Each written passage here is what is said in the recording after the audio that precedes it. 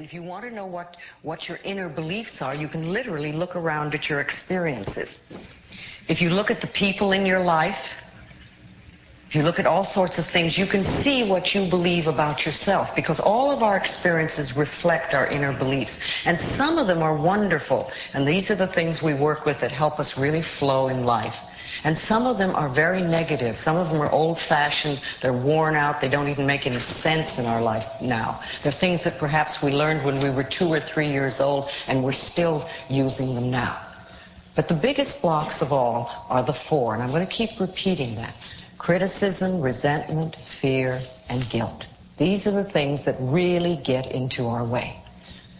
Now, I know that you've heard me say many times, or you've read or listened on the tapes, that loving yourself is the most powerful thing we can do.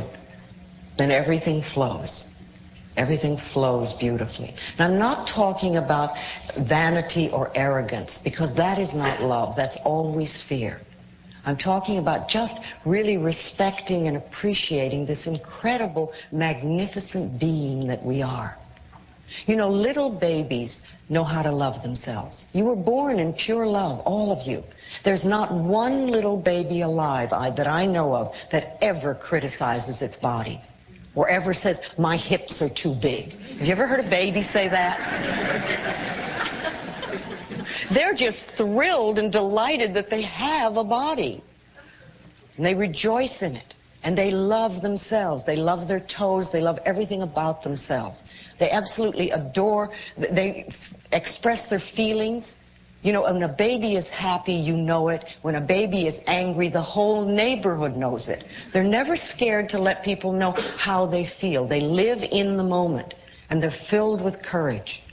And they're wonderful. And we were all like that. Got to remember that you were filled with courage and you were full of love and you adored yourself when you were very little. And then what happens is we start to grow up and we start to listen to people that were frightened or critical or resentful or guilty. And many of us grew up with people like that.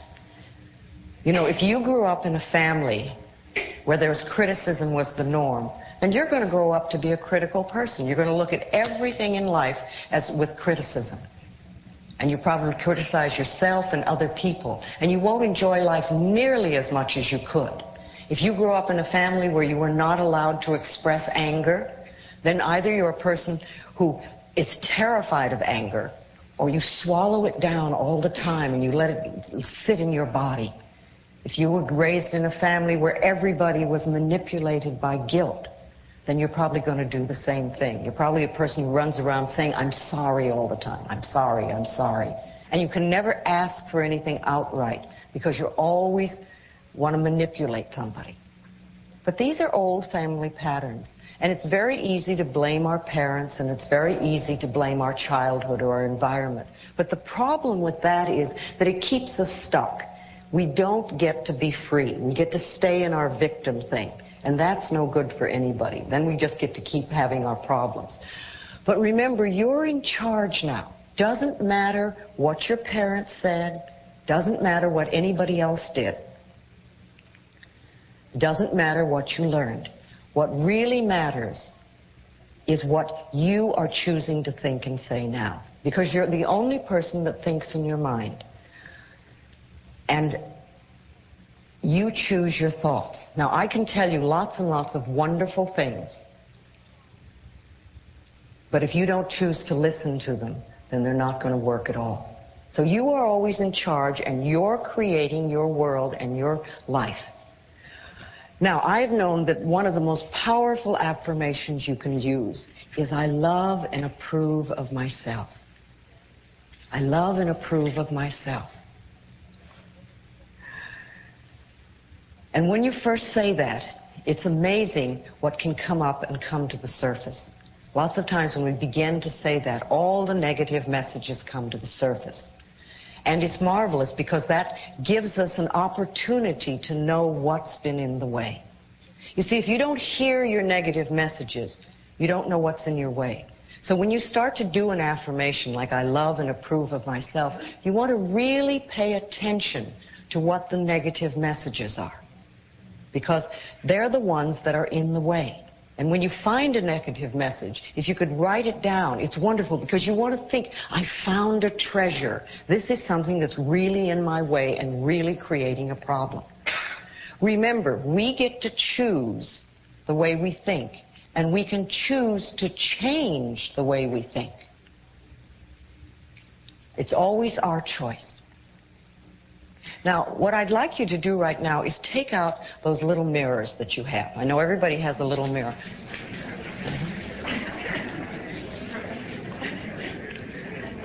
Okay, good. Now let's see if you can look in your eyes without primping. See if you can manage to do that. I want you to look in your eyes, and I want you to say, I love you. I love and approve of you exactly as you are. Okay, now just begin to notice what you're feeling. Don't judge it, just notice. What are the feelings that are coming up? Are they feelings of joy? Do you feel wonderful about yourself? Are they feelings of criticism or negativity? Don't judge them, just notice what's coming up. Acknowledge the negative message. Just acknowledge it, and you can always say, thank you for sharing. And realize that the negative messages that are coming up now are very much the things that are in the way of you loving yourself. Okay, what I want to do right now is let's do just a little bit of sharing. Okay, I want to know what sort of messages are coming up from you. Yes. Fear. Who would be upset if you really loved yourself? Me. No. It always goes back farther. Okay. Who would be upset if you really loved yourself? My parents. Your parents. Which one? Both of them? Yeah.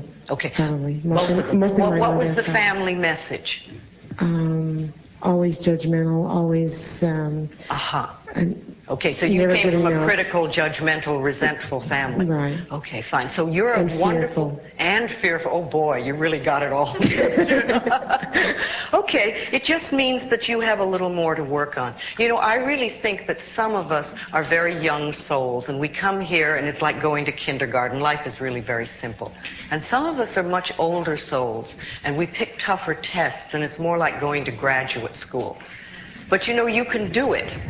It's just that you've chosen perhaps a little more difficult things to overcome. But see, it's my belief that the main thing that we really come here to work on is loving ourselves, in spite of what they say and in spite of what they do.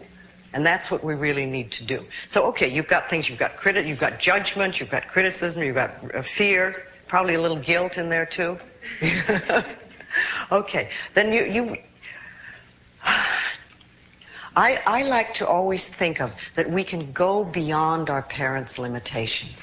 You know, they had a limited way of looking at life, and you were a very good little child, so you learned what they taught you. See, a lot of us think that we're bad and we're not good enough and we're no good, but actually we're ideal, wonderful, loving little children, and we learn exactly what our parents teach us. Not always what they tell us to do, but we learn from them. And we learn exactly what they do, and we grow up doing the same thing. Okay, that's wonderful. Let's have somebody else. Who else wants to share something from the mirror? Yes, over here. I didn't really think of anything when I looked in, but when you asked just to sit back, I felt that it wasn't real. It wasn't real. That this whole exercise, I mean, I was looking at myself in the mirror, but I thought, this isn't real, it's not. It's just a pretend exercise. I just felt like it wasn't real. Okay. Yes. Is it the first time you've ever done that? Look in the mirror and say, I love you. Yes. Okay. You know, a lot of people, when they first do it, you start getting the barriers and the resistance up. And that's okay. Because remember, resistance is the first step to change. You know, you want something different out there, and then somebody says to you, oh, but you've got to change. And you go, oh, me? No, I'm not going to do that. Or you say, you know, if you really want to have life wonderful, you get to forgive. And they go, no way am I going to forgive. So our resistance comes